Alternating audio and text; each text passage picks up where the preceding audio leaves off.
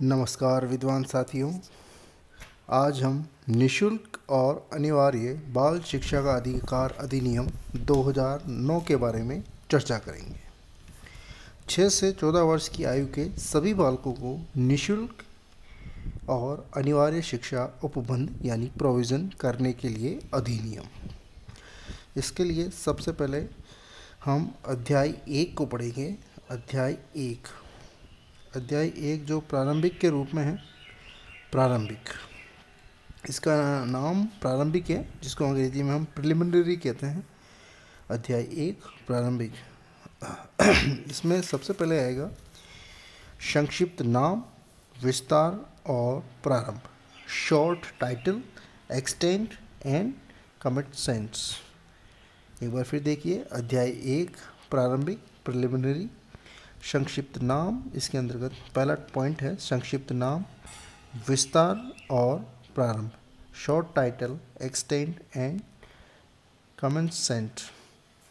इसमें पहले का पहला है, इस अधिनियम का संक्षिप्त नाम निशुल्क और अनिवार्य बाल शिक्षा का अधिकार अधिनियम 2009 है। एक बार फिर सुने, इस अधिनियम का संक्षिप्त नाम निशुल्क और अनिवार्य बाल शिक्षा का अधिकार अधिनियम 2009 है। इसका दूसरा पॉइंट देखिए, इसका विस्तार जम्मू कश्मीर राज्य के अतिरिक्त, ये पहले के लिखे हुए हैं, मतलब पहले की जानकारी है। अब शिक्षा का अधिकार अधिनियम जम्मू कश्मीर में भी लागू हो जाएगा, लेकिन ये पहले के अनुसार है, तो उस अनुसार इसको समझे कि इसका विस्तार जम्मू कश्मीर राज्य के अतिरिक्त संपूर्ण भारत पर होगा। मदरसों, वैदिक पाठशालाओं और धार्मिक शिक्षा प्रदान करने वाली शैक्षणिक संस्थाओं पर ये लागू नहीं होगा। देखिए, इसका विस्तार जम्मू कश्मीर राज्य के अतिरिक्त संपूर्ण भारत पर होगा। मदरसों, वैदिक पाठशालाओं और धार्मिक शिक्षा प्रदान करने वाली शैक्षणिक संस्थाओं पर यह लागू नहीं होगा, ध्यान रखें। तीसरा है, पहले में तीसरा, यह उस तारीख से लागू होगा जो केंद्रीय सरकार के राजपत्र यानी ऑफिशियल गज़ट में अधिसूचित यानी नोटिफाइड हो। यह उस तारीख से लागू होगा जो केंद्रीय सरकार के राजपत्र यानी ऑफिशियल गज़ट में अधिसूचित यानी नोटिफाइड हो। राजपत्र में 19 फरवरी 2010 को प्रकाशित 1/4/2010 से लागू, यानी 1 अप्रैल 2010 से लागू होगा क्या? निशुल्क और अनिवार्य बाल शिक्षा का अधिकार अधिनियम 2009। अब इसमें चौथी जो चीज़ लिखी हुई है वो है, संविधान के अनुच्छेद 29 व 30 के उपबंधों के अधीन इस अधिनियम के उपबंध लागू होंगे। क्या लिखा हुआ है कि संविधान के अनुच्छेद 29 व 30 के उपबंधों के अधीन इस अधिनियम के उपबंध लागू होंगे। और ये कब से होंगे? 20/6/2012, मतलब 20 जून 2012, इसमें तारीख दे रखी है। अब अध्याय 1 प्रारंभिक में पहला पॉइंट था संक्षिप्त नाम, विस्तार और प्रारंभ।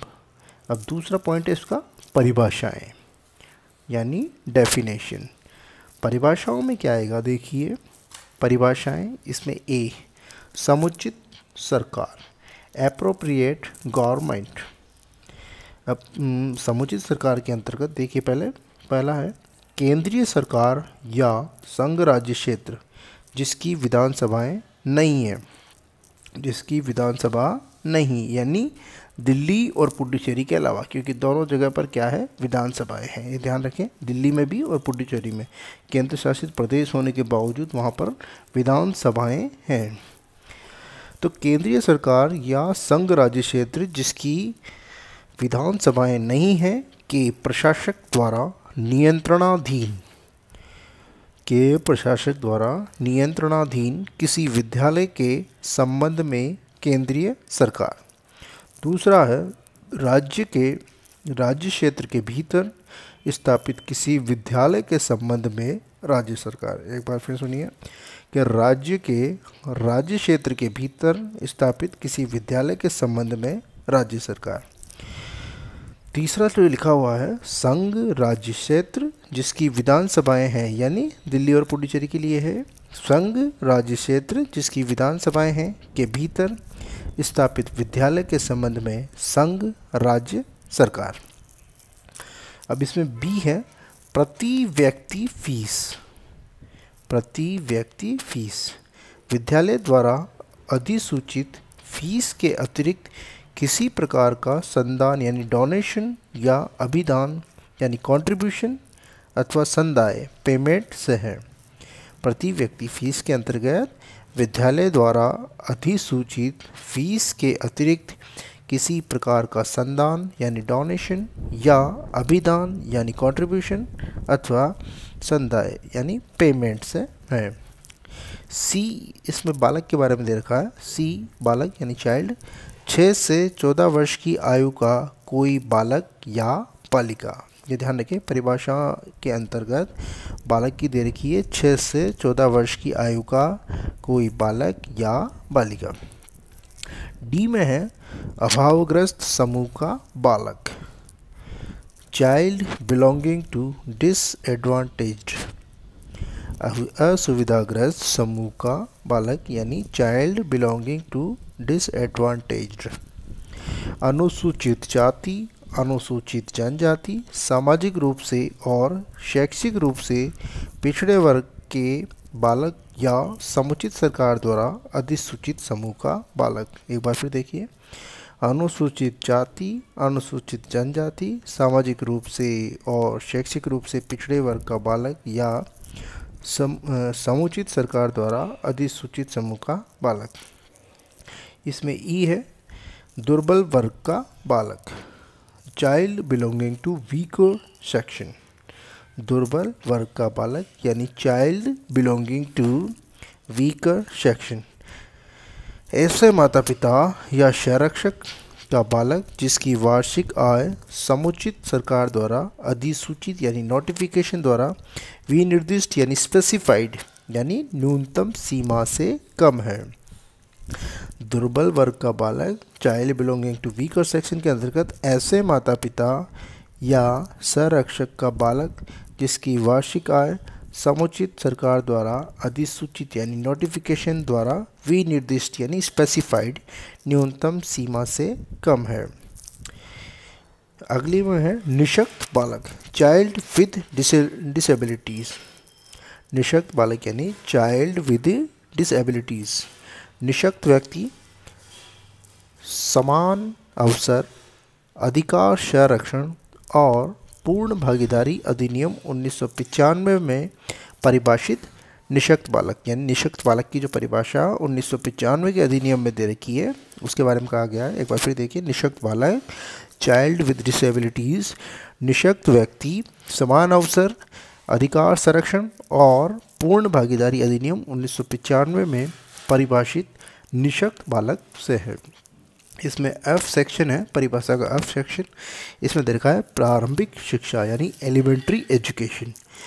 पहली कक्षा पहली में 8वीं तक की शिक्षा, कक्षा पहली मतलब पहली से 8वीं तक की, सॉरी, एलिमेंट्री एजुकेशन में आती है पहली से 8वीं तक की शिक्षा, जिसे प्रारंभिक शिक्षा कहते हैं अपन। इसमें 2 स्तर होते हैं, प्राथमिक और उच्च प्राथमिक। एलिमेंट्री एजुकेशन में 2 होते हैं, प्राइमरी और अपर प्राइमरी। प्राइमरी में पहली से 5वीं और अपर प्राइमरी में पहली से 8वीं। तो ये एलिमेंट्री एजुकेशन के तहत है। संरक्षक यानी गार्जियन। संरक्षण से तात्पर्य वह व्यक्ति जिसकी देखरेख यानी केयर और अभिरक्षा कस्टडी में बालक है। संरक्षक से तात्पर्य वह व्यक्ति जिसकी देखरेख यानी केयर और अभिरक्षा यानी कस्टडी में बालक है। एच इसमें दे रखा है स्थानीय प्राधिकारी यानी लोकल अथॉरिटीज़। स्थानीय प्राधिकारी यानी लोकल अथॉरिटीज़ में क्या आएगा, देखो, विद्यालय पर प्रशासनिक नियंत्रण यानी एडमिनिस्ट्रेटिव कंट्रोल। एडमिनिस्ट्रेटिव कंट्रोल रखने वाला प्राधिकारी यानी अथॉरिटी या निकाय यानी बॉडी। अब है नगर निगम, नगर परिषद, जिला परिषद या पंचायत। नगर निगम, नगर परिषद, जिला परिषद या पंचायत। अब इसमें पहला है राष्ट्रीय बालक अधिकार संरक्षण आयोग। राष्ट्रीय बालक अधिकार संरक्षण आयोग, इसमें आएगा national commission for protection of child rights, national commission for protection of child rights. बालक अधिकार संरक्षण आयोग अधिनियम 2005 की धारा 3 के अधीन गठित आयोग, ये 2005 की धारा 3 के अधीन गठित आयोग है। अब इसमें है अधिसूचना यानी नोटिफिकेशन। अधिसूचना का अभिप्राय, अधिसूचना यानी नोटिफिकेशन का अभिप्राय राजपत्र में प्रकाशित अधिसूचना, अधिसूचना का अभिप्राय राजपत्र में प्रकाशित अधिसूचना से है। अब इसमें के में दे रखा है माता पिता यानी पेरेंट्स। बालक का प्राकृतिक या सौतेला या दत्तक पिता या माता से। माता पिता की परिभाषा देखिए आरटी में क्या दे रखी है। माता पिता की परिभाषा है बालक का प्राकृतिक या सौतेला या दत्तक पिता या माता से। ये ध्यान रखें, अपन सोचें कि प्राकृतिक ही है लेकिन इसमें सब दे रखे हैं। इस परिभाषा के अंतर्गत आरटी की परिभाषा में बालक का प्राकृतिक या नेचुरल या सौतेला यानी स्टेप या दत्तक यानी अडॉप्टिव पिता या माता से। विहित, विहित से अभिप्राय इस अधिनियम यानी एक्ट के अधीन अंडर बनाए गए नियमों या रूल से। मतलब इसमें जो रूल बनाए गए हैं, एक्ट बनाए गए हैं, उनसे उनको विहित की संज्ञा दी गई है। अब है अनुसूची। अनुसूची यानी शेड्यूल जिसे अपन कहते हैं। अनुसूची से तात्पर्य उपाबद्ध अनुसूची यानी शेड्यूल्ड एनेक्स्ड से है। विद्यालय, विद्यालय स्कूल, प्रारंभिक शिक्षा देने वाला कोई मान्यता प्राप्त विद्यालय, चाहे वो सरकारी हो या गैर सरकारी, मान्यता प्राप्त अनुदानित या गैर अनुदानित विद्यालय, विनिर्दिष्ट प्रवर्ग का विद्यालय यानी स्पेसिफाइड कैटेगरी। देखिए विद्यालय क्या परिभाषा देखिए कि प्रारंभिक शिक्षा देने वाला कोई मान्यता प्राप्त विद्यालय, चाहे सरकारी हो, गैर सरकारी मान्यता प्राप्त, अनुदानित या गैर अनुदानित विद्यालय या विनिर्दिष्ट प्रवर्ग का विद्यालय, ये सब इसकी श्रेणी में आएंगे। अब है अनुवीक्षण प्रक्रिया यानी स्क्रीनिंग प्रोसेस जो है किसी बालक के प्रवेश के लिए चयन की पद्धति, उसको कहते हैं अनुवीक्षण प्रक्रिया। किसी बालक के प्रवेश के लिए चयन की पद्धति। अब इसमें पी दे रखा है विनिर्दिष्ट प्रवर्ग यानी स्पेसिफाइड कैटेगरी। विद्यालय के संबंध में सुभिन्न लक्षण यानी डिस्टिंक्ट कैरेक्टर वाले केंद्रीय विद्यालय, नवोदय विद्यालय, सैनिक विद्यालय। अब विनिर्दिष्ट प्रवर्ग के अंदर के कौन कौन से आएंगे? ये है केंद्रीय विद्यालय, नवोदय विद्यालय और सैनिक विद्यालय। जो सेंट्रल गवर्नमेंट से एफिलिएटेड होते हैं उनके बारे में दे रखा है। विनिर्दिष्ट प्रवर्ग में ये आएंगे। अगला जो है वो है निःशुल्क। अगला अध्याय सेकंड आ गया है। अध्याय सेकंड में आएगा।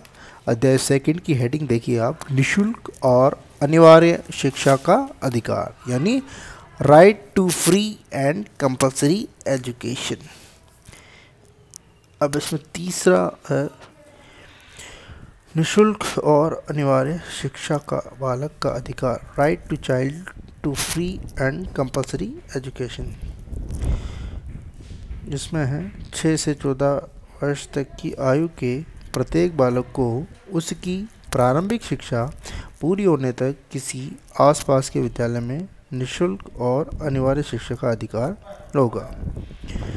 इसमें कोई बालक किसी प्रकार की फीस या प्रभार चार्जेस का संदाय करने का लायबल नहीं होगा जो प्रारंभिक शिक्षा लेने और पूरी करने में उसे रोके।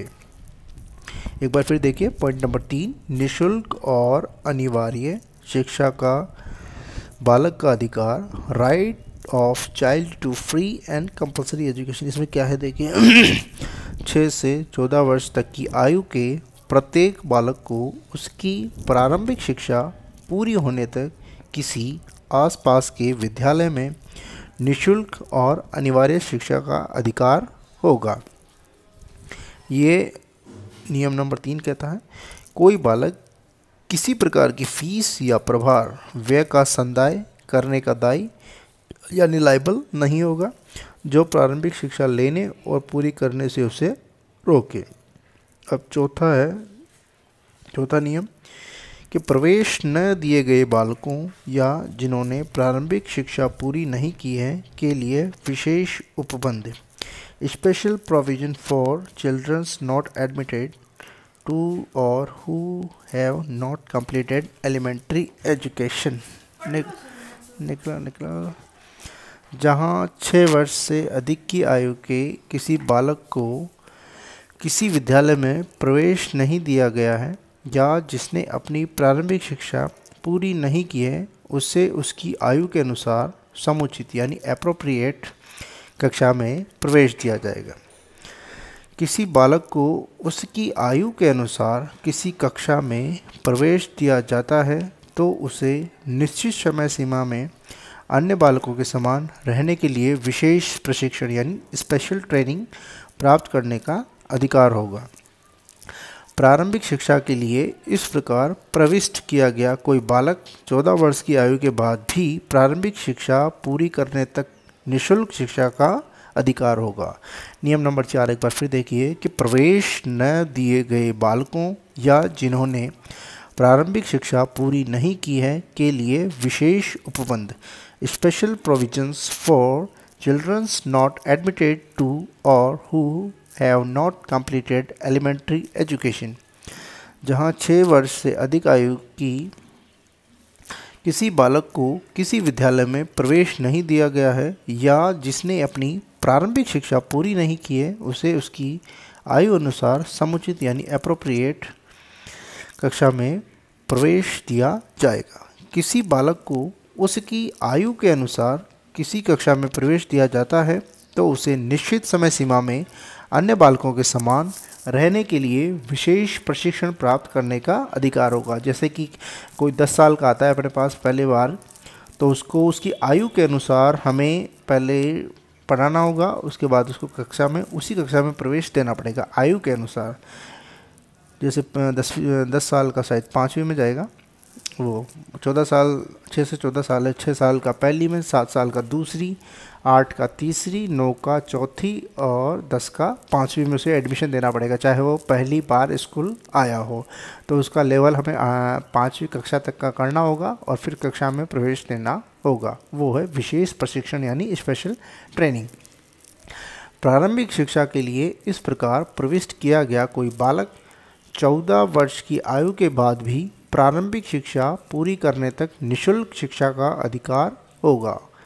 मतलब ये प्रोविज़न है स्पेशल कि प्रारंभिक शिक्षा के लिए इस प्रकार प्रविष्ट किया गया कोई बालक 14 वर्ष की आयु के बाद भी, मतलब इसकी एज 14 साल से भी ज़्यादा हो जाएगी तो प्रारंभिक शिक्षा पूरी करने तक निःशुल्क शिक्षा का हकदार होगा। अगला है 5वां नियम, अन्य विद्यालय में स्थानांतरण का अधिकार, right of transfer to other school. जहाँ किसी विद्यालय में प्रारंभिक शिक्षा पूरी करने की व्यवस्था नहीं है वहाँ से अपनी प्रारंभिक शिक्षा पूरी करने के लिए बालक का स्थानांतरण कराने का अधिकार होगा, राज्य के भीतर एवं राज्य के बाहर। ये सभी जगह होगा, ध्यान रखें, इसमें राज्य का नहीं है, कोई बाउंडेशन नहीं है, मतलब राज्य के भीतर और राज्य के बाहर भी ये है क्योंकि ये ऑल इंडिया के लिए है नियम। ऐसे अन्य विद्यालय में प्रवेश लेने के लिए संस्था प्रधान तुरंत स्थानांतरण प्रमाण पत्र यानी टीसी ट्रांसफ़र सर्टिफिकेट जारी करेगा। स्थानांतरण प्रमाण पत्र प्रस्तुत करने में विलंब अन्य विद्यालय में प्रवेश के लिए विलंब या इनकार का आधार नहीं होगा। उसको एडमिशन देना ही होगा, चाहे वो टीसी लाए नहीं लाए, उसका एडमिशन करना ही होगा। एक बार फिर देखते हैं नियम 5 से कि अन्य विद्यालय में स्थानांतरण का अधिकार, right of transfer to other school.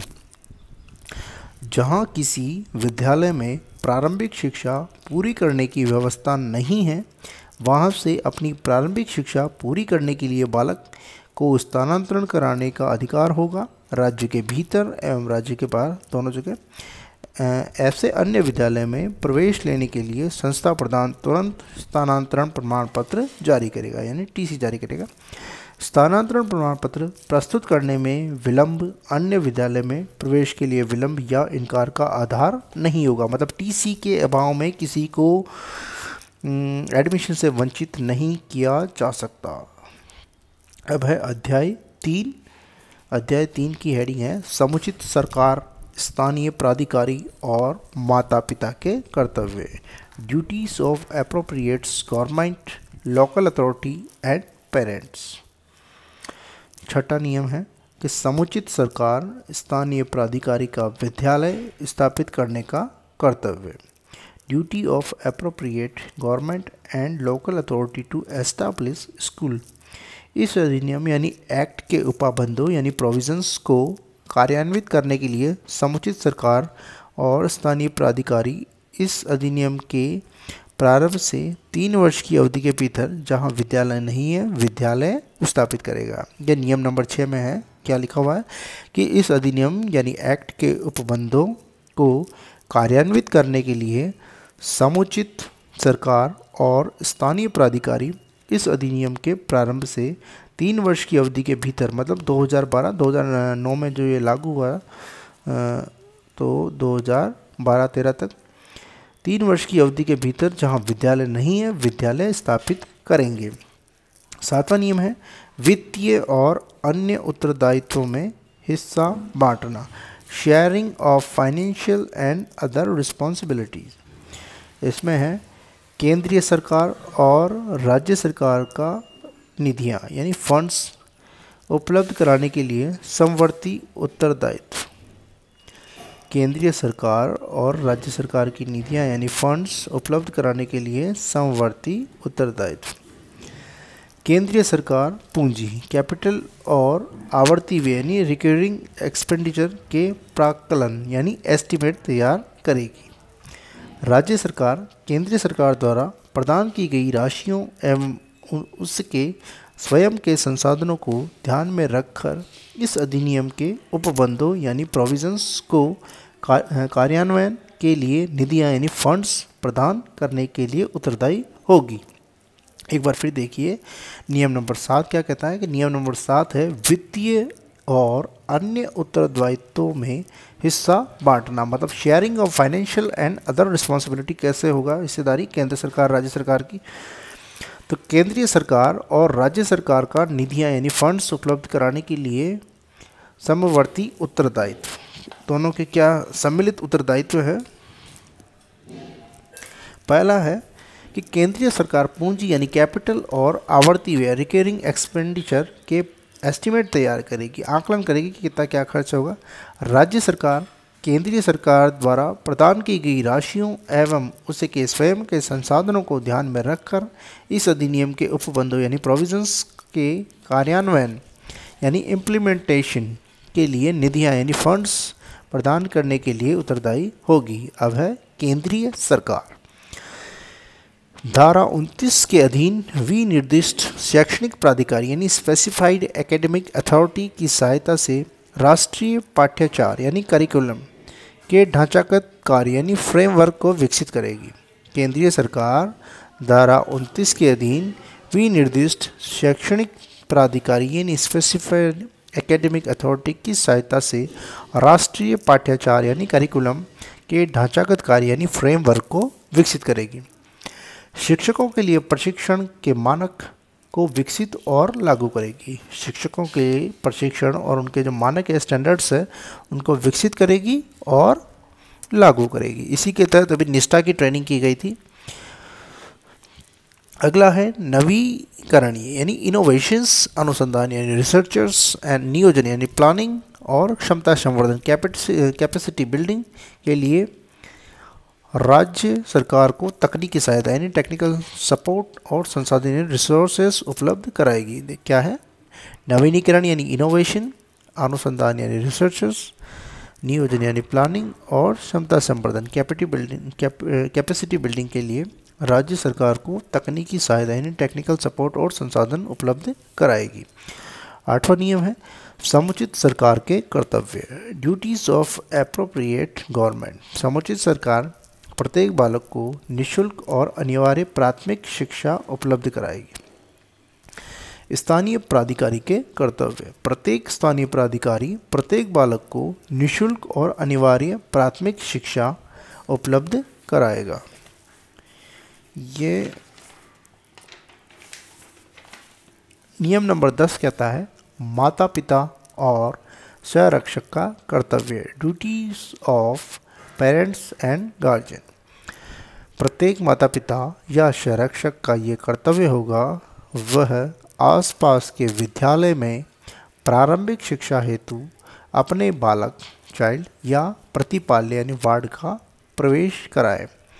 एक बार फिर देखिए, माता पिता और संरक्षक का क्या कर्तव्य है कि प्रत्येक माता पिता या संरक्षक का ये कर्तव्य होगा कि वह आसपास के विद्यालय में प्रारंभिक शिक्षा हेतु अपने बालक या प्रतिपाल्य का प्रवेश कराए।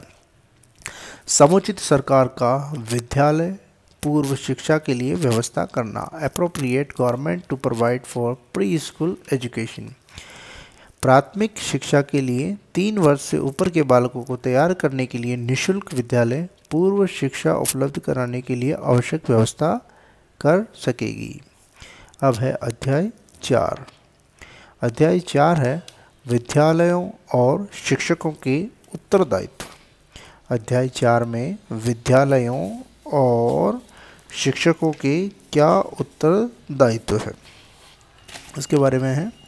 इसमें 12वां नियम है कि निःशुल्क और अनिवार्य शिक्षा के लिए विद्यालय के उत्तरदायित्व की सीमा, extent of school responsibility for free and compulsory education.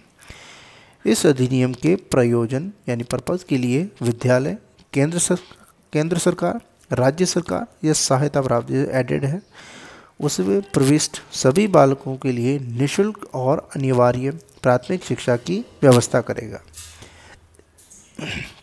गैर सहायता प्राप्त विद्यालय पहली कक्षा में दुर्बल वर्ग और असुविधाग्रस्त समूह के उस कक्षा के बालकों की कुल संख्या के कम से कम 25% की सीमा तक प्रवेश देगा और निःशुल्क और अनिवार्य प्राथमिक शिक्षा की पूर्ण होने तक व्यवस्था करेगा। विद्यालय की उसके द्वारा उपगत व्यय की राज्य द्वारा प्रतिपूर्ति की जाएगी जो उपगत प्रतिपालक व्यय से अधिक नहीं होगी। ये फीस का पुनर्भरण से संबंधित है कि 25% बालकों को फ्री में पढ़ाना पड़ता है। विद्यालयों को जो निजी विद्यालय है उनकी फीस की प्रतिपूर्ति सरकार द्वारा की जाती है, अलग अलग किस्तों में की जाती है और वो फीस की उतनी नहीं होगी, मतलब जितने बच्चे देते उसी हिसाब से दी जाएगी, उससे ज़्यादा नहीं होगी। तो ये है ये नियम। अगला है 13वां नियम, प्रवेश के लिए किसी प्रति व्यक्ति फीस और अनुवीक्षण प्रक्रिया का न होना, no capitalization fee and screening produce for admission. विद्यालय या व्यक्ति किसी बालक को प्रवेश देते समय प्रति व्यक्ति फीस संग्रहित नहीं करेगा और बालक या उसके माता पिता संरक्षक को किसी अनुवीक्षण प्रक्रिया के अधीन नहीं रखेगा। प्रति व्यक्ति फीस प्राप्त करने पर उसके 10 गुना तक जुर्माने का दंड। अनुवीक्षण प्रक्रिया यानी स्क्रीनिंग प्रोसेस के अधीन रहने पर पहली बार उल्लंघन करने पर 25,000 तक, प्रत्येक पश्चातवर्ती उल्लंघन करने के लिए 50,000 रुपये तक का दंड हो सकता है। ये विद्यालय के लिए है कि प्रवेश के लिए किसी प्रति व्यक्ति फीस और अनुवीक्षण प्रक्रिया का न होना। विद्यालय या व्यक्ति किसी बालक को प्रवेश देते समय प्रति व्यक्ति फीस संग्रहित नहीं करेगा और बालक या उसके माता पिता या संरक्षक को किसी अनुवीक्षण प्रक्रिया के अधीन नहीं रखेगा, मतलब कोई स्क्रीनिंग टेस्ट उसका नहीं होगा। प्रति व्यक्ति फीस प्राप्त करने पर उसके 10 गुना तक जुर्माने का दंड। अनुवीक्षण प्रक्रिया के अधीन रखने पर पहली बार उल्लंघन करने के लिए 25,000 तथा प्रत्येक पश्चातवर्ती उल्लंघन के लिए उसको 50,000 रुपये तक का दंड हो सकेगा। नियम नंबर 14 है कि प्रवेश के लिए आयु का सबूत, proof of age for admission. प्राथमिक शिक्षा में प्रवेश हेतु आयु निर्धारित जन्म प्रमाण पत्र के आधार पर होगा। किसी बालक को आयु के सबूत न होने पर किसी विद्यालय में प्रवेश से इनकार नहीं किया जाएगा। ये नियम 14 में लिखा हुआ है कि किसी बालक को आयु का सबूत प्रस्तुत न करने पर प्रवेश से वंचित नहीं किया जाएगा, न आयु से संबंधित दस्तावेज पर, न ट्रांसफ़र सर्टिफिकेट न होने पर यानी स्थानांतरण प्रमाण पत्र न होने पर। तो इन कारणों से उसे रोका नहीं जा सकता एडमिशन लेने से। प्रवेश इनकार न किया जाना। किसी बालक को अकादमिक वर्ष यानी एकेडमिक ईयर के प्रारंभ पर या विस्तारित अवधि या एक्सटेंडेड पीरियड के भीतर विद्यालय में प्रवेश किया जाएगा। विस्तारित अवधि के पश्चात भी बालकों को प्रवेश से इनकार नहीं किया जा सकेगा। विस्तारित अवधि के बाद प्रविष्ट बालक अपना अध्ययन पूरा करेगा, मतलब कभी भी विद्यालय में प्रवेश ले सकता है बच्चा, उसको अपन रोक नहीं सकते। रोकने और निष्कासन का प्रतिषेध, prohibition of holding back and exclusion. किसी विद्यालय में प्रविष्ट बालक को किसी कक्षा में नहीं रोका जाएगा या प्राथमिक शिक्षा पूरी करने तक निष्कासित नहीं किया जाएगा।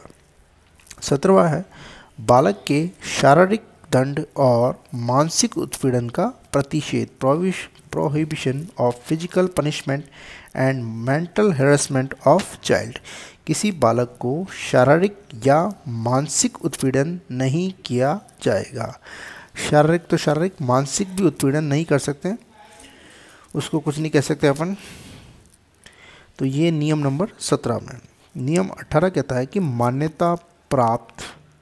मान्यता प्रमाण पत्र प्राप्त किए बिना किसी विद्यालय का स्थापित न किया जाना। No school to be established without obtaining certificate of recognization, यानी समुचित सरकार या स्थानीय प्राधिकारी द्वारा स्थापित विद्यालय से भिन्न कोई विद्यालय इस अधिनियम के प्रारंभ होने के पश्चात मान्यता प्रमाण पत्र प्राप्त किए बिना यह कार्य नहीं करेगा। दूसरा है मान्यता प्रमाण पत्र के अभाव में विद्यालय चलाने पर 1 लाख रुपए तक का जुर्माना एवं निरंतर उल्लंघन करने पर प्रत्येक दिन के लिए 10,000 रुपये तक का जुर्माना होगा। नियम 19 है विद्यालय के मान और मानक, norms and standard for school.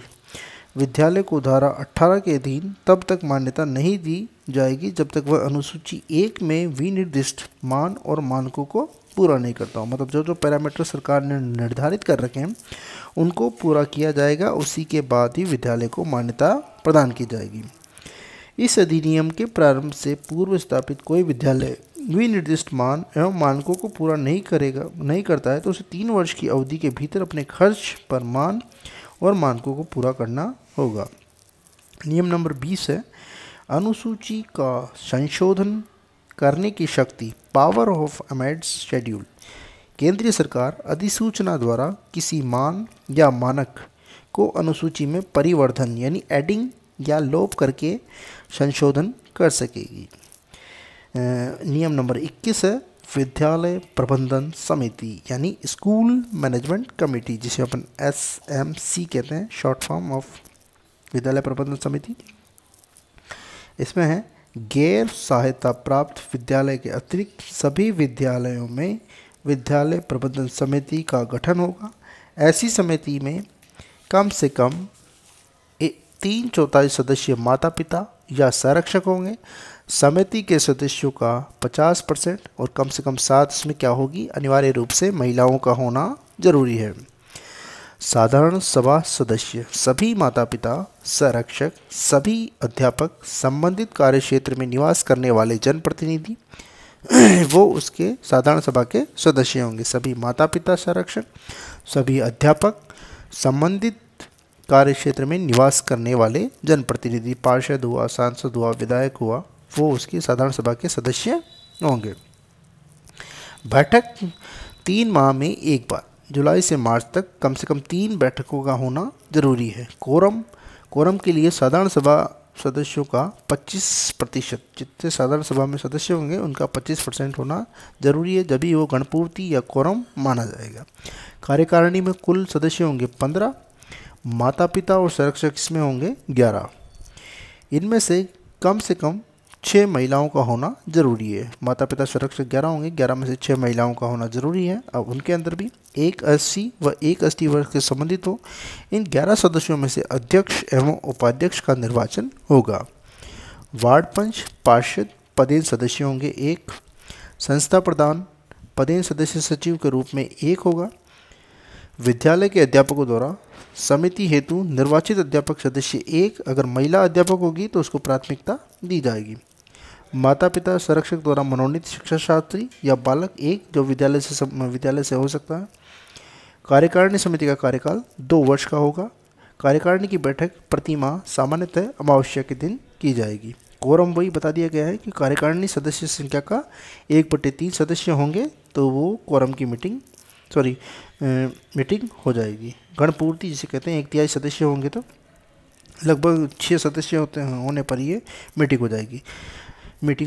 बैठक 4 दिन पूर्व लिखित सूचना देकर, अत्यावश्यक बैठक हो तो 2 दिन पूर्व सूचना देकर बुलाई जाती है। 4 दिन पूर्व लिखित सूचना देकर और अत्यावश्यक बैठक 2 दिन पूर्व बुलाई जा सकती है। अब 22 पे आएगा विद्यालय विकास योजना। नियम नंबर 22 विद्यालय विकास योजना। School development plan. प्रत्येक विद्यालय प्रबंध समिति विद्यालय विकास योजना तैयार करेगी। नियम 22 कहता है कि प्रत्येक विद्यालय प्रबंध समिति विद्यालय विकास योजना तैयार करेगी। इसमें विद्यालय की सभी जानकारी आ जाएगी। इसमें क्या क्या स्कूल की डिमांड है, कैसे उसको पूरी करना है, कहाँ से फंड आएगा, ये सारी चीज़ें इसमें होगी। भामाशाह का योगदान लिया जाएगा या स्थानीय स्तर पर कुछ व्यवस्था की जाएगी, वो सारी इसमें विद्यालय विकास योजना में शुरुआती में लिखनी पड़ती है। नियम नंबर 23 शिक्षकों की नियुक्ति के लिए अर्हताएँ और सेवा के निबंधन और शर्तें। शिक्षक को संदेय यानी पेएबल वेतन और भत्ते तथा उसकी सेवा के निबंधन यानी टर्म्स और शर्तें वे होगी जो विहित की जाए। ये नियम नंबर 23 में मतलब शिक्षकों की नियुक्ति के लिए क्या योग्यताएं होनी चाहिए, क्या सेवा नियम होने चाहिए, वो सब 23 पे लिखा हुआ है। नियम नंबर 23। नियम 24 क्या कहता है कि शिक्षकों के कर्तव्य और शिकायतों को दूर करना, duties of teacher and redressal of grievances. अब नियम 24 में है कि विद्यालय में उपस्थित होने में अनियमितता और समय पालन, रेगुलरिटी एंड पंक्चुअलिटी। नियम नंबर 24 ही कहता है कि पाठ्यक्रम को समय पर पूर्ण करना, प्रत्येक बालक की शिक्षा ग्रहण करने की सामर्थ्य को निर्धारण करना एवं तदनुसार अपेक्षित अतिरिक्त शिक्षण कराना। कोई बच्चा कमज़ोर है तो उसके लिए एक्स्ट्रा क्लास ली जाए, ये बात नियम नंबर 24 कहता है। नियम नंबर 24 में ही है माता पिता संरक्षक के साथ नियमित बैठकें करना, बालक की प्रकृति की जानकारी देना, ये नियम नंबर 24 में है। नियम नंबर 25 में है छात्र और शिक्षक का अनुपात, मतलब शिक्षक और छात्र के बीच में कितना अनुपात होना चाहिए, कितने बच्चों पर एक शिक्षक होना चाहिए, वो अनुपात है ये। इस अधिनियम के प्रारंभ की तारीख से 3 वर्ष के भीतर समुचित सरकार और स्थानीय प्राधिकारी यह सुनिश्चित करेंगे कि प्रत्येक विद्यालय में छात्र शिक्षक अनुपात में विनिर्दिष्ट यानी स्पेसिफाइड किए अनुसार बनाए रखा जाए। मतलब कितने शिक्षकों के कितने बच्चों के ऊपर कितने शिक्षक होंगे उसका अनुपात ये नियम कहता है। नियम नंबर 25। नियम नंबर 26 है शिक्षकों की रिक्तियों को भरा जाना। कहीं शिक्षकों के पद रिक्त है तो उनको शीघ्रातिशीघ्र भरना। प्रत्येक विद्यालय में शिक्षकों के रिक्त पद कुल स्वीकृत पदों की संख्या से 10% से अधिक नहीं होंगे। 10% से अधिक खाली पद नहीं होने चाहिए इस नियम के अनुसार। नियम नंबर 26 ये कहता है कि प्रत्येक विद्यालय में शिक्षकों के रिक्त पद कुल स्वीकृत पद संख्या के 10% से अधिक नहीं होंगे। गैर शैक्षिक प्रयोजनों के लिए शिक्षकों को अभिनियोजित किए जाने का प्रतिषेध, prohibition of deployment of teacher of non educational purpose, मतलब शिक्षण कार्य के अतिरिक्त शिक्षक दूसरा कार्य नहीं करवा सकता। किसी शिक्षक को 10 वर्षीय जनसंख्या जनगणना यानी पॉपुलेशन सेंसस, विभीषिका राहत कार्य यानी डिजास्टर रिलीफ ड्यूटीज़, राज्य विधानमंडल यानी स्टेट लेजिस्लेचर, संसद यानी पार्लियामेंट या स्थानीय प्राधिकारी लोकल अथॉरिटी सदस्यों के निर्वाचन कार्य के अतिरिक्त गैर शैक्षणिक कार्यों के लिए अभी नियोजित यानी डिप्लॉयड नहीं किया जाएगा। यह नियम नंबर 27 कहता है कि गैर शैक्षणिक कार्यों में शिक्षकों को नहीं लगाया जाएगा। ये जनगणना, डिजास्टर रिलीफ ड्यूटीज़ और जो चुनाव से संबंधित है इसके अतिरिक्त किसी भी कार्य में शिक्षक को नहीं लगाया जाए, ये नियम नंबर 27 कहता है, जिसका अभी हाल ही में काफ़ी विरोध किया जा रहा है। शिक्षकों को हर तरह के गैर शैक्षणिक कार्यों में लगाया जा रहा है। इस कारण नियम नंबर 28 कहता है कि शिक्षकों द्वारा प्राइवेट ट्यूशन का प्रतिषेध, prohibition of privatisation tuition by teacher. कोई शिक्षक या शिक्षिका प्राइवेट ट्यूशन या प्राइवेट शिक्षण क्रियाकलाप में स्वयं को नहीं लगाएगा। ये नियम नंबर 28 कहता है कि कोई शिक्षक प्राइवेट ट्यूशन नहीं पढ़ा सकता। अब है अध्याय 5, प्रारंभिक शिक्षा का पाठ्यक्रम और उसका पूरा किया जाना, curriculum and completion of elementary education. नियम नंबर 29, पाठ्यक्रम और मूल्यांकन प्रक्रिया। इसके अंतर्गत है कि प्रारंभिक शिक्षा के लिए पाठ्यक्रम और उसकी मूल्यांकन प्रक्रिया समुचित सरकार द्वारा नोटिफिकेशन द्वारा गठित अकादमिक प्राधिकरण यानी एकेडमिक अथॉरिटी द्वारा बनाई जाएगी। प्रारंभिक शिक्षा के लिए पाठ्यक्रम और उसकी मूल्यांकन प्रक्रिया समुचित सरकार द्वारा अधिसूचना द्वारा गठित अकादमिक प्राधिकरण द्वारा बनाई जाएगी। दूसरा है संविधान में प्रतिष्ठापित मूल्यों के अनुरूप होगी। तीसरा, बालक का सर्वांगीण विकास करे ऐसा पाठ्यक्रम निर्धारित किया जाएगा। बाल अनुकूल और बाल केंद्रित पाठ्यक्रम होना चाहिए। इसके अंतर्गत ये है। अगला है शारीरिक और मानसिक योग्यता का विकास करे। पाठ्यक्रम इस प्रकार होना चाहिए कि वो बालक का शारीरिक और मानसिक योग्यता का विकास हो। शिक्षा का माध्यम मातृभाषा हो, मतलब शिक्षा दी जाए तो अपनी मातृभाषा में जिसको बच्चा सहज ही आसानी से समझ सके। बालक के समझने की शक्ति और उसे उपयोग में लेने की उसकी योग्यता का व्यापक एवं सतत मूल्यांकन हो। इसीलिए विद्यालयों में CCE लागू किया गया, व्यापक, सतत और व्यापक मूल्यांकन, वो इसी के तहत लागू किया गया। नियम नंबर 30 है परीक्षा और समापन प्रमाण पत्र, एग्जामिनेशन एंड कंप्लीशन सर्टिफिकेट। किसी बालक से प्रारंभिक शिक्षा समाप्त होने तक कोई बोर्ड परीक्षा उत्तीर्ण करने की अपेक्षा नहीं की जाएगी। प्रत्येक बालक जिसने अपनी प्रारंभिक शिक्षा पूरी कर ली है उसे प्रमाण पत्र दिया जाएगा। इसी कारण 8वीं क्लास में बोर्ड परीक्षा को अनिवार्य नहीं किया गया है। अध्याय 6, बालकों के अधिकारों का संरक्षण, protection of right of child. नियम नंबर 31, बालक के शिक्षा के अधिकार की निगरानी करना, monitoring of child rights of education. बालक के शिक्षा के अधिकार की निगरानी बालक अधिकार संरक्षण आयोग अधिनियम की धारा 3 के गठित राष्ट्रीय बालक अधिकार संरक्षण आयोग या धारा 17 के तहत गठित राज्य बालक अधिकार संरक्षण आयोग करेगा। नियम नंबर 32 है कि शिकायतों को दूर करना।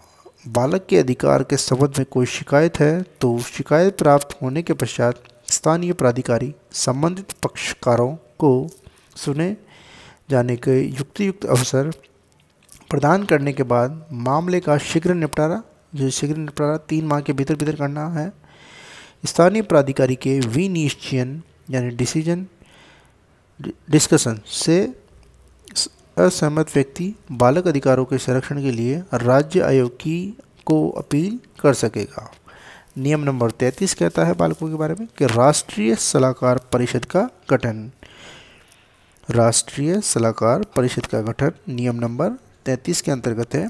केंद्रीय सरकार अधिसूचना द्वारा एक राष्ट्रीय सलाहकार परिषद जिसमें अधिकतम सदस्य संख्या कितनी होगी, 15 होगी, ये ध्यान रखें। 34 पे है राज्य सलाहकार परिषद का गठन। राज्य सरकार अधिसूचना द्वारा एक राज्य सलाहकार परिषद जिसमें भी सदस्यों की संख्या 15 होगी का गठन करेगी और ये गठन बालकों के अधिकारों के संरक्षणों की रक्षा करेगा, अधिकारों की रक्षा करेगा, संरक्षण करेगा। ये था अध्याय 6। अब आते हैं अध्याय 7 पे जो प्रकीर्णन नाम से है, मिसलेनियस यानी। अध्याय 7 कहता है कि निर्देश जारी करने की शक्ति, पावर ऑफ इश्यू डायरेक्शन। केंद्रीय सरकार, समुचित सरकार या स्थानीय प्राधिकारी को, समुचित सरकार, स्थानीय प्राधिकारी या विद्यालय प्रबंध समिति को, स्थानीय प्राधिकारी विद्यालय प्रबंध समिति को मार्गदर्शक सिद्धांत यानी गाइडलाइन जारी कर सकेगी। नियम नंबर 36 कहता है कि अभियोजन के लिए पूर्व मंजूरी, धारा 13, धारा 18 के अधीन दंडनीय अपराधों का प्राधिकृत अधिकारी की पूर्व मंजूरी के बिना आरोपित नहीं किया जाएगा। नियम नंबर 37 कहता है कि सद्भाव पूर्वक की गई कार्रवाई के लिए संरक्षण, protection of action taken in good faith. इस अधिनियम के अधीन बनाए गए किसी नियम के संबंध में कोई विधि या कार्यवाही केंद्रीय सरकार, राज्य सरकार, राष्ट्रीय बालक संरक्षण आयोग, स्थानीय प्राधिकारी, विद्यालय प्रबंधन समिति या किसी व्यक्ति के विरुद्ध नहीं होगी। नियम नंबर 37 कहता है कि सद्भाव पूर्वक की गई कार्यवाही के लिए संरक्षण इस अधिनियम के अधीन बनाए गए किसी नियम के संबंध में कोई विधि या कार्यवाही केंद्रीय सरकार, राज्य सरकार, राष्ट्रीय बालक संरक्षण आयोग, स्थानीय प्राधिकारी, विद्यालय प्रबंध समिति या किसी व्यक्ति के विरुद्ध नहीं होगी। 38 नियम नंबर 38 कहता है कि समुचित सरकार की नियम बनाने की शक्ति, power of appropriate government to make rules. समुचित सरकार अधिनियम के उपबंधों के कार्यान्वयन के लिए नियम अधिसूचना द्वारा बना सकेगी। नियम नंबर 38 ये कहता है। नियम नंबर 39 ये कहता है कि कठिनाइयों को दूर करने की केंद्रीय सरकार की शक्ति, power of central government to remove difficulties. निःशुल्क और अनिवार्य बाल शिक्षा का अधिकार संशोधन अधिनियम 2012 जो 20 से 2012 से लागू है। निःशुल्क और अनिवार्य बाल शिक्षा का अधिकार संशोधन अधिनियम 2012 20 से 2012 से लागू। इस अधिनियम के उपबंधों को प्रभावी करने में कोई कठिनाई होने पर केंद्रीय सरकार राजपत्र में प्रकाशित आदेश द्वारा कठिनाइयों को दूर करने के लिए उपबंध बना सकेगी। कोई आदेश इस धारा के अधीन निःशुल्क और अनिवार्य बाल शिक्षा का अधिकार संशोधन अधिनियम 2012 के प्रारंभ होने से 3 वर्ष के पश्चात नहीं होगी। तो ये था शिक्षा का अधिकार अधिनियम। एक बार फिर इसको मोटे मोटे तौर पर रिवीजन करते हैं। देखिए क्या क्या था इसके अंतर्गत। इसके अंतर्गत पहला था अध्याय 1 प्रारंभिक। इसमें कुल मिला के 39 नियम है, 39 नियम। अध्याय 7 है। मोटे मोटे तौर पे देखिए कि पहला था प्रारंभिक। अब प्रारंभिक में कितने नियम है? 1 2 नियम है। प्रारंभिक अध्याय 1 है, इसमें 2 नियम है। पहले का नाम है संक्षिप्त नाम, विस्तार और प्रारंभ, short title, extend on commission. दूसरे में परिभाषाएं दे रखी है। इस मतलब सभी की परिभाषाएं अध्याय 1 के नियम नंबर 2 में है। कुल 39 नियम है, उसके दूसरे नंबर के नियम में परिभाषाएं लिखी गई है, अध्याय 1 के अधीन है। अब आता है अध्याय नंबर 2 निःशुल्क और अनिवार्य शिक्षा का अधिकार। इसमें 3 नियम है। निःशुल्क और अनिवार्य शिक्षा का अधिकार में 3 नियम है। नंबर 3 पे है निःशुल्क और अनिवार्य शिक्षा का बालक का अधिकार, right of child to free and compulsory education. नियम नंबर 4 कहता है प्रवेश न दिए गए बालकों या जिन्होंने प्रारंभिक शिक्षा पूरी नहीं किए के लिए विशेष उपबंध। तो विशेष बालकों के लिए जो उपबंध है वो इसमें 4 में है, नियम नंबर 4।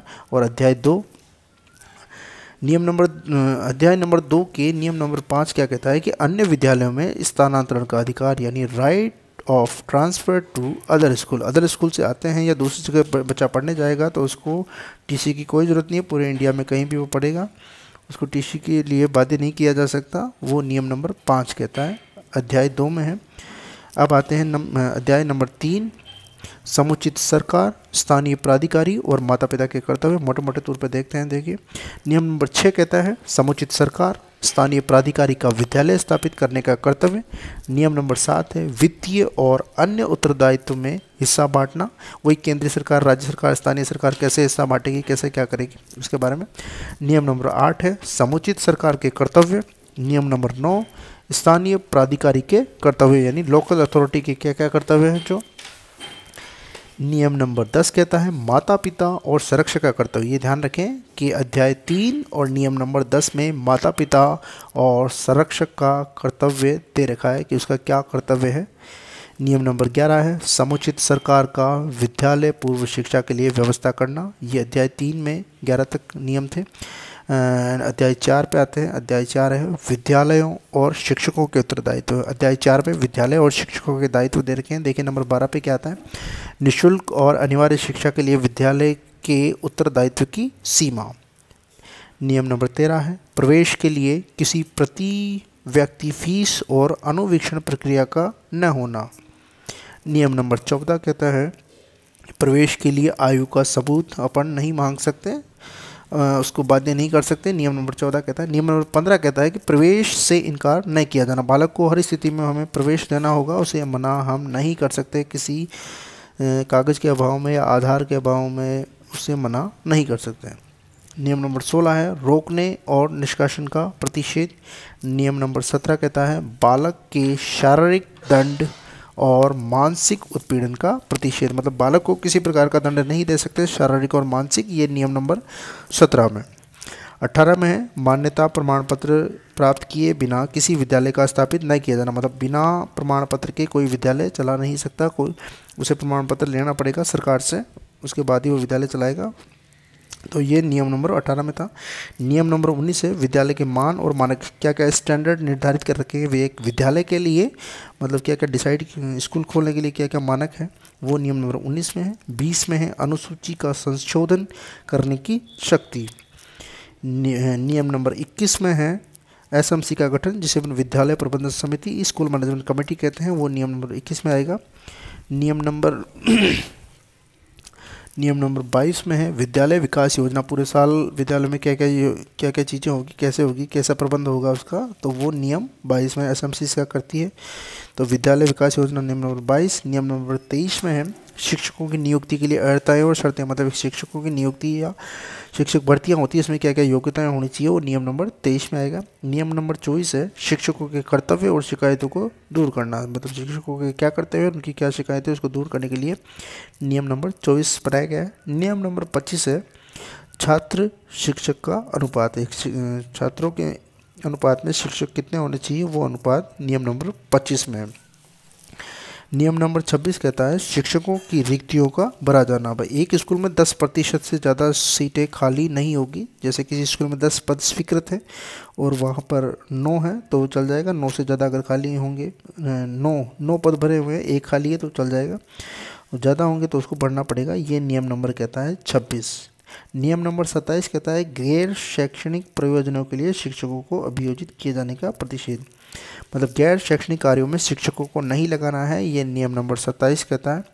जनगणना और चुनाव संबंधी कार्य, राहत कार्य, भूकंप, बाढ़, भूकंप, भूचाल जो आता है उसमें राहत कार्य, डिजास्टर रिलीफ ड्यूटीज जिसे कहते हैं, इनके अतिरिक्त किसी भी ड्यूटी में शिक्षक को नहीं लगाया जाएगा, ये नियम नंबर 27 कहता है। नियम नंबर 28 कहता है कि शिक्षकों द्वारा प्राइवेट ट्यूशन का प्रतिषेध, कोई भी शिक्षक किसी भी प्रकार का प्राइवेट ट्यूशन नहीं करेगा, ये नियम नंबर 28 कहता है। अब अध्याय 5 आता है प्रारंभिक शिक्षा का पाठ्यक्रम और उसको पूरा किया जाना। इसमें क्या है देखिए, नियम नंबर 29 है पाठ्यक्रम और उसका मूल्यांकन, मतलब 1 से 8 तक के बच्चों का पाठ्यक्रम कैसा होगा, उनके मूल्यांकन की क्या प्रक्रिया होगी। इसी के तहत 1 से 5वीं तक एग्ज़ाम नहीं लिए जाते हैं, सीसी पैटर्न पे उनका मूल्यांकन किया जाता है, उनसे कोई एग्ज़ाम नहीं लिया जाता। नियम नंबर 30 है परीक्षा और समापन प्रमाण पत्र। अध्याय 5 के नियम नंबर 30 है परीक्षा और समापन प्रमाण पत्र, examination and completion of certificate. किसी बालक से प्रारंभिक शिक्षा समाप्त होने तक कोई बोर्ड परीक्षा उत्तीर्ण करने की अपेक्षा नहीं की जाएगी। वही है कि 8वीं तक किसी प्रकार का उस पर बोझ नहीं डाला जाए। तो इसके लिए नियम नंबर 30 बनाया गया है। प्रत्येक बालक जिसने अपनी प्रारंभिक शिक्षा पूरी कर ली है उसे प्रमाण पत्र दिया जाएगा। इसलिए 8वीं परीक्षा उत्तीर्ण करने के बाद उसे प्रमाण पत्र दिया जाता है। उसमें प्रमाण पत्र शब्द लिखा रहता है। अध्याय नंबर 6 बालकों के अधिकारों का संरक्षण। एक बालक को क्या अधिकार मिले हुए हैं वो अध्याय 6 में है। नियम 31 देखिए क्या कहता है कि बालक के शिक्षा के अधिकार की निगरानी करना, monitoring of child rights to education. नियम नंबर 32 है उसकी शिकायतों को दूर करना, रेड्रेसल ऑफ ग्रीवेंसेस। बालक के अधिकार के संबंध में कोई शिकायत हो तो शिकायत प्राप्त करने के पश्चात स्थानीय पक्षकारों को सुने जाने पर युक्त अवसर यानी रिस्पॉन्सिबल अथॉरिटी प्रदान करने के लिए 3 माह के अंदर अंदर उसकी शिकायत का निवारण करेंगे। ये नियम नंबर 32 में आता है। नियम नंबर 33 कहता है कि राष्ट्रीय सलाहकार परिषद का गठन किया जाए। एक केंद्रीय सरकार द्वारा अधिसूचना जारी कर एक राष्ट्रीय सलाहकार परिषद का गठन किया जाए जिसमें अधिकतम सदस्यों की संख्या 15 रखेंगे। ये नियम नंबर 33 है। और 34 है राज्य सलाहकार परिषद। 33 में केंद्रीय सरकार द्वारा इसका गठन किया जाएगा और 34 के अंतर्गत राज्य सरकार द्वारा एक अधिसूचना जारी कर राज्य सलाहकार परिषद गठन किया जाएगा जिसमें भी अधिकतम सदस्य संख्या 15 रखी जाएगी। इस सलाहकार परिषद को लेकर नियम नंबर 33 और 34 है। 33 पे केंद्र सरकार द्वारा गठित और 34 पे राज्य सरकार द्वारा गठित बालकों के अधिकारों के संरक्षण के लिए। अध्याय 7 जो आता है वो प्रकीर्ण है यानी मिसलेनियस है। अध्याय 7 मिसलेनियस। 7 में जो बचे हुए हैं 35, 36, 37, 38, 39। तो 35 कहता है कि निर्देश जारी करने की युक्ति, पावर ऑफ इश्यू डायरेक्शन। केंद्रीय सरकार समुचित सरकार या स्थानीय प्राधिकारी को समुचित सरकार स्थानीय प्राधिकारी या विद्यालय प्रबंधन समिति यानी असमसी है को स्थानीय प्राधिकारी विद्यालय प्रबंधन समिति को मार्गदर्शक सिद्धांत गाइडलाइन जो जारी करेगा वो नियम नंबर 35 है। 36 में है अभियोजन के लिए पूर्व मंजूरी। धारा 13, धारा 18 के अधीन दंडनीय अपराधों का प्राधिकृत अधिकारी की पूर्व मंजूरी के बिना आरोपित नहीं किया जाएगा। यह नियम नंबर 36 में है। 37 है सद्भाव पूर्वक की गई कार्रवाई के लिए संरक्षण। कि इस अधिनियम के अधीन बनाए गए किसी नियम के संबंध में कोई विधि कार्यवाही केंद्रीय सरकार, राज्य सरकार, राष्ट्रीय बालक संरक्षण आयोग, स्थानीय प्राधिकारी, विद्यालय प्रबंधन समिति या किसी व्यक्ति के विरुद्ध नहीं होगा। ये नियम नंबर 37 में। नियम नंबर 38 है कि समुचित सरकार की नियम बनाने की शक्ति, power of appropriate government to make rules. समुचित सरकार अधिनियम के उपबंधों यानी प्रोविजन के कार्यान्वयन के लिए नियम अधिसूचना द्वारा बना सकेगी। नियम नंबर 39 है कठिनाइयों को दूर करने की केंद्रीय सरकार की शक्ति, power of central government to remove difficulties. ये नियम नंबर 39 और अंतिम नियम है इसका। इसके अंदर देखिए निःशुल्क और अनिवार्य बाल शिक्षा का अधिकार यानी संशोधन अधिनियम 2012 जो 20/6/2012 से लागू है। इस अधिनियम के उपबंधों को प्रभावी करने में कोई कठिनाई होने पर केंद्रीय सरकार राजपत्र में प्रकाशित आदेश द्वारा कठिनाइयों को दूर करने के लिए उपबंध बना सकेगी। कोई आदेश इस धारा के अधीन निःशुल्क और अनिवार्य बाल शिक्षा का अधिकार संशोधन अधिनियम 2012 के प्रारंभ होने से 3 वर्ष के पश्चात नहीं किया जाएगा। ये था शिक्षा का अधिकार अधिनियम 2009 जो कि बच्चों के लिए बनाया गया है। इसके अंतर्गत 6 से 14 साल तक के बच्चे प्रारंभिक शिक्षा में पहली से 8वीं तक की कक्षाएं आती है उसमें निःशुल्क और अनिवार्य पढ़ेंगे और ये सभी विद्यालयों में लागू है। निजी विद्यालयों को भी 25% बच्चों को निःशुल्क एडमिशन देना पड़ता है। उसकी पुनर्भरण पूर्ति जो फीस है वो सरकार द्वारा किस्तों के रूप में निजी स्कूलों को लौटाई जाती है। तो निजी स्कूल भी ये एडमिशन देते हैं और 8वीं तक कोई परीक्षा का प्रोविज़न नहीं है, स्थानीय स्तर पर ले ली जाती है। पहली से 5वीं में सीसी पैटर्न चलता ही है, अपन सब लोग जानते हैं। 6ठी 7वीं 8वीं में फिर एग्ज़ाम ले लिए जाते हैं स्थानीय स्तर पर। तो इसको लेकर ये नियम बनाए गए हैं शिक्षा का अधिकार अधिनियम। किसी प्रकार का कोई मानसिक और शारीरिक दंड हमें बच्चों को नहीं देना है, ये नियम नंबर 17 कहता है। और शिक्षकों को गैर शैक्षणिक कार्यों में नहीं लगाना है, ये भी इसके अंतर्गत दे रखा है शिक्षा का अधिकार अधिनियम के तहत नियम नंबर जो 27 है। और छात्र शिक्षक का अनुपात है जो नियम नंबर 25 कहता है कि 10% से ज़्यादा और सॉरी छात्र शिक्षक अनुपात कि कितने बच्चों पे कितने शिक्षक रहेंगे वो इसमें दे रखा है। गैर शैक्षणिक कार्यों का नियम नंबर 27 में दे रखा है। नियम नंबर 28 में शिक्षकों के लिए है कि वो ट्यूशन नहीं पढ़ाएंगे। तो ये और एसएमसी जो विद्यालय की रीढ़ की हड्डी मानी जाती है, मतलब बहुत ज़रूरी है, रीढ़ की हड्डी नहीं कह सकते, वो उसका गठन एसएमसी का गठन धारा 21 में दे रखा है। धारा 22 में विद्यालय विकास योजना है, जो पूरी विद्यालय का ढांचा होता है उसका कि क्या पूरे साल में क्या क्या गतिविधियाँ की जाएगी, उसको लेकर विद्यालय विकास योजना बनाई जाती है। इसमें एसएमसी का भी सहयोग लिया जाता है कि कैसे क्या करना है पूरे विद्यालय में, फंड कहाँ से आएगा, जो भी चीज़ें हैं वो कैसे कैसे डिसाइड होगी। तो ये सारी चीज़ें आज हमने जानी। उम्मीद है कि आप सबको पसंद आई होगी। अच्छा लगे तो चैनल को लाइक, शेयर और सब्सक्राइब करें, जिससे हमें और आगे आने वाले वीडियो में मोटिवेशन मिल सके। जय हिंद, जय भारत।